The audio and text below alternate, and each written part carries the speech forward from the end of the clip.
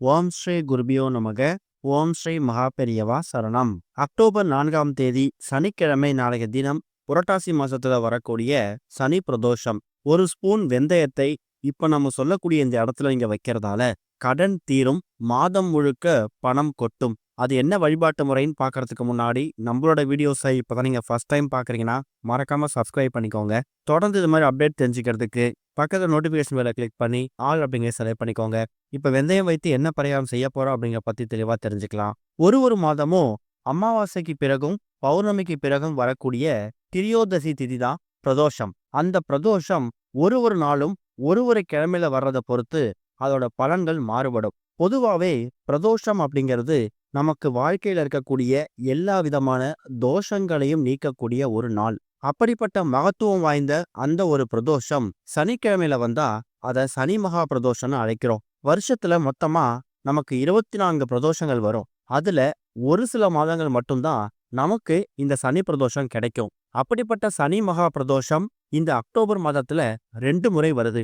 October 4ஆம் தேதியும் சனி பிரதோஷம் தான், அக்டோபர் 18ஆம் தேதியும் சனி பிரதோஷம் தான். ஆனா அக்டோபர் 18ஆம் தேதியை விட அக்டோபர் 4ஆம் தேதி வரக்கூடிய இந்த பிரதோஷம் சனி பிரதோஷத்துக்கு தனி சிறப்பு இருக்கு.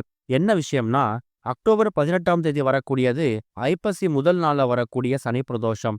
ஆனா அக்டோபர் 4ஆம் தேதி வரக்கூடிய பிரதோஷம் புரட்டாசி சனிக்கிழமையில வரக்கூடிய சனி பிரதோஷம்.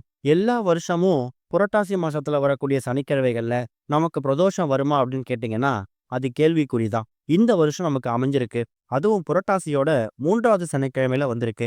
பிரதோஷத்துக்கான அந்த திரியோதசி திதி அப்படிங்கிறது அக்டோபர் 4ஆம் தேதி மதியம் 2:38 ஆரம்பித்து அக்டோபர் 5ஆம் தேதி மதியம் 1:24 வரைக்கும் இருக்கு. பிரதோஷ வேலைய மாலை நேரத்துல கணக்குல எடுத்துக்கிறதால சனிக்கிழமை மாலை 4:30 5 மணிக்கெல்லாமே உங்க வீடு பக்கத்துடைய சிவாலயத்துல சிவபெருமானுக்கும் நந்தி தேவருக்கும் அபிஷேக ஆராதனைகள் நடக்கும். அதுல போய் கலந்துக்கோங்க. நிறைய பேரு இந்த புரட்டாசியோட 3வது சனிக்கிழமை வீட்டுல பெருமாளை அழைத்து வழிபடக்கூடிய அந்த புரட்டாசி சனிக்கிழமைக்கான வழிபாட்டுக்கு நீங்க திட்டம் போட்டிருப்பீங்க. அப்படிப்பட்டவங்க பகல் நேரத்துல, அதாவது காலையிலிருந்து மாலை வரைக்கும் புரட்டாசி சனிக்கிழமைக்கான அந்த பெருமாள் வழிபாட்டை ஒதுக்கிக்கிட்டு மாலை 4:30 மணிக்கு மேல சிவ வழிபாடு பண்ணலாம். சனி பிரதோஷத்தை வணங்குவதற்கு இன்னொரு முக்கியமான காரணமும் இருக்கு. கொடுப்பதும் கெடுப்பதும் சனி பகவான் தான். சனி பகவானால ஏற்படக்கூடிய அந்த கிரக தோஷ பாதிப்புகள்ல இருந்து விடுபடணும், அந்த தோஷ பாதிப்புகள் அதிகமா ஓங்கி விழாம தாங்கி விழணும் அப்படின்னு நினைக்கிறவங்க சனி பிரதோஷத்தன்னைக்கு சிவபெருமானை வழிபடும் போது சனி பகவானால ஏற்படக்கூடிய பாதிப்புகள் படிப்படியா குறையும். குடும்பத்துல இருக்கக்கூடிய 5-6 நபர்கள்ல ஒரு நபருக்கு சனி கிரகதோஷ பாதிப்பு இருந்தாலும் அது குடும்பத்துல இருக்கக்கூடிய அனைவரையும் பாதிக்கும். குடும்ப தலைவரோ தலைவியோ அவங்களோட மகளுக்காகவோ மகனுக்காகவோ தாராளமா சனி பகவானோட தோஷத்தை விடுபடுவதற்கு சனி பிரதோஷத்தன்னைக்கு நீங்க வழிபாடு செய்யலாம். இதுதான் சனி பிரதோஷத்துக்காக இருக்கக்கூடிய ஒரு மிகப்பெரிய மகிமை. அப்பேற்பட்ட சனி பிரதோஷம் அன்னைக்கு நாம பண்ணக்கூடிய இறை வழிபாடா இருக்கட்டும், பரிகாரங்களா இருக்கட்டும், அதுக்கு கிடைக்கக்கூடிய பலன்கள் ரொம்ப பெருசு. அப்படிப்பட்ட ஒரு அற்புதமான பரிகாரம் தான் வெந்தயம் வைத்து பண்ணக்கூடிய இந்த ஒரு பரிகாரம். பொதுவாவே எந்த ஒரு பரிகாரம் தாந்திரிகம் நம்ம பண்றதா இருந்தாலும் நமக்கு அதுக்கு ஒரு பொருள் தேவை. அப்படிப்பட்ட ஒரு அற்புதமான தாந்திரிக பொருள் வெந்தயம். வெந்தயத்துக்கு வசியத்தன்மை அதிகம் இருக்கு. காந்தம் போல ஈர்க்கக்கூடிய ஒரு தன்மை இருக்குது. வெந்தயத்தை நல்லா ஊற வச்சு அதை ஒரு பசையா தயார் செஞ்சு நீங்க ஒட்டும் போது அது இறுக பிடிச்சுக்கும். அதுதான் வெந்தயத்துக்கு இருக்கக்கூடிய ஒரு தன்மை. அப்படிப்பட்ட தன்மைய நாம சனி பிரதோஷம் அன்னைக்கு நம்ம கிட்ட பணவரவை காந்தம் போல வசைத்தன்மை ஏற்படுவதற்காகவும் பொருளாதாரத்துல நல்ல முன்னேற்றம் கிடைக்கணும் அப்படிங்கிறதுக்காகவும் நாம பயன்படுத்த போறோம். இந்த ஒரு பரிகாரத்தை ஆண்கள், பெண்கள், குழந்தைகள்னு சொல்லி யாரு வேணாலும் செய்யலாம். எந்த விதமான கட்டுப்பாடுகளும் கிடையாது. செய்யக்கூடிய நேரம் ரொம்ப முக்கியம். சனிக்கிழமை பிரதோஷம் இருக்கு அப்படிங்கிறதுக்காக அன்னைக்கு நீங்க பகல் முழுக்க இந்த பரிகாரத்தை செய்ய முடியாது.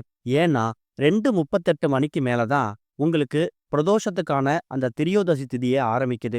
மாலை ஒரு 4:30 5 மணிக்கு மேல தாராளமா இந்த பரிகாரத்தை செய்யலாம். பிரதோஷ வேலைக்கு வழிபடுவதற்காக நீங்க சிவாலயங்களுக்கு போறீங்கன்னா போயிட்டு வந்துட்டு மாலை 6-7 மணிக்கு மேலையும் இந்த பரிகாரத்தை செய்யலாம்.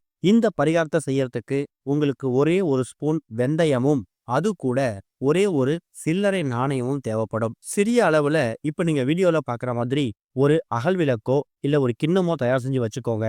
அதுல நீங்க எடுத்து வச்சிருக்கக்கூடிய அந்த வெந்தயத்தை அந்த கிண்ணத்திலேயோ அகல் விளக்குலையோ போடணும். ஏற்கனவே உங்க வீட்ல சமையலுக்காக வாங்கி வைத்திருக்கக்கூடிய அந்த வெந்தயத்தையே கூட நீங்க பயன்படுத்திக்கலாம். புதிதாக வாங்கணும் அப்படிங்கிற கட்டாயம் கிடையாது. சில்லறை நாணயம் அது எவ்வளோ ரூபாய் இருந்தாலும் பரவாயில்ல. வீட்டோட பூஜை அறையில மாலை நேரத்துல சனி பிரதோஷம் அன்னைக்கு ஒரே ஒரு தீபத்தை சிவபெருமானுக்கு முன்னாடி ஏத்தி வச்சுட்டு சிறிய அளவுல எடுத்திருக்கக்கூடிய அந்த கிண்ணத்திலேயோ அகல் விளக்குலையோ அந்த வெந்தயத்தை வைத்து அதன் மேல நீங்க தயார் செய்து வைத்திருக்கக்கூடிய அந்த சில்லறை நாணயத்தையும் அது மேல வைக்கணும். முதல்ல விநாயக பெருமான மனசார பிரார்த்தனை பண்ணிக்கோங்க. அடுத்ததா சிவபெருமானுக்குரிய மந்திரங்களை பார்த்து படிக்கிறதும் அந்த பாடல்களை ஒலிக்க விட்டு கேட்கறதும் ரொம்ப விசேஷம். இந்த பரிகாரம் பண்ணும்போது ஓம் நமச்சிவாய அப்படின்னு சொல்லக்கூடிய சிவனோட மந்திரத்தை எவ்வளவு முறை உச்சரிக்க முடியுமோ அவ்வளவு முறை உச்சரிக்கணும். அதுக்கப்புறமா ஒரு ஒயிட் கலர் அன்ரோல்டு பேப்பர், வெள்ளை நிற கோடு போடாத பேப்பர் ஒன்று எடுத்துக்கோங்க. அதுல உங்களோட கோரிக்கை எதுவா இருந்தாலும் அந்த வெள்ளை நிற காகிதத்துல நீங்க எழுதணும். அது பணம் சம்பந்தப்பட்ட பொருளாதார சம்பந்தப்பட்ட பிரச்சனையாகவும் இருக்கலாம். உங்க மகளோட திருமண வரன், குழந்தை பாக்கியம், அதே மாதிரி கல்வியில சிறந்து விளங்கணும், கணவருக்கான உத்தியோக உயர்வு, ஊதிய உயர்வு, இது மாதிரி எந்த விதமான கோரிக்கையா இருந்தாலும் ஏதாவது ஒரு கோரிக்கை நியாயமான கோரிக்கையா எடுத்து அந்த வெள்ளை நிற காகிதத்துல நீங்க எழுதணும். கருப்பு நிற பேனா மட்டும் பயன்படுத்த வேணாம். எழுதி முடிச்சதுக்கு அப்புறமா எழுதியிருக்கக்கூடிய அந்த பேப்பரையும் பூஜை அறையில அந்த வெந்தயத்துக்கு பக்கத்திலேயே வச்சிடுங்க.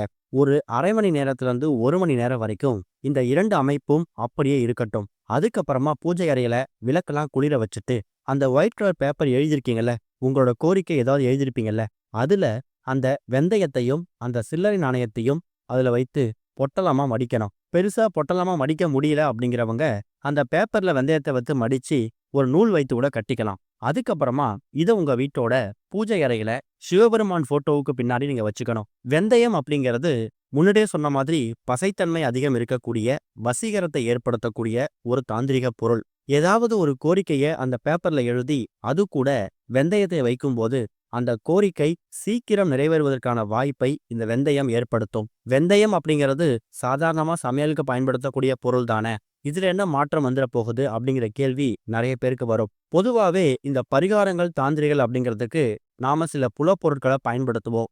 அப்படி பயன்படுத்தக்கூடிய ஒரு பொருளுக்கும் ஒரு மகிமை உண்டு.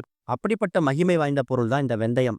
இந்த பரிகாரத்தை நீங்க ஒரு 5 நிமிடம் செலவு பண்ணி பண்றதால எந்த நஷ்டமும் வரப்போறதில்ல. சனி பிரதோஷம் மாதிரியான முக்கியமான நாட்கள்ல சிவபெருமான் நினைத்து பண்ணக்கூடிய இந்த ஒரு தாந்திரிக விஷயம் உங்களுக்கு எக்கச்சக்கமான மாற்றங்களை ஏற்படுத்த போகும். அதை விட முக்கியமானது, இது மூலயமா ஒரு 10 ரூபாய் லாபம் கிடைத்தாலும் அதுக்கு நீங்க மட்டும்தான் அதிபதியா இருக்க போறீங்க. அந்த ஒரு நம்பிக்கையோட பண்ணுங்க. எழுதியிருக்கக்கூடிய அந்த விஷயம் நடந்ததுக்கு பிறகு அந்த ஒட்டுமொத்த அமைப்பையும் அந்த பேப்பரோட எடுத்து தண்ணியில விட்டுருங்க. ஓம் ஸ்ரீ குருபியோ நமக. ஓம் ஸ்ரீ மகாபெரியவா சரணம்.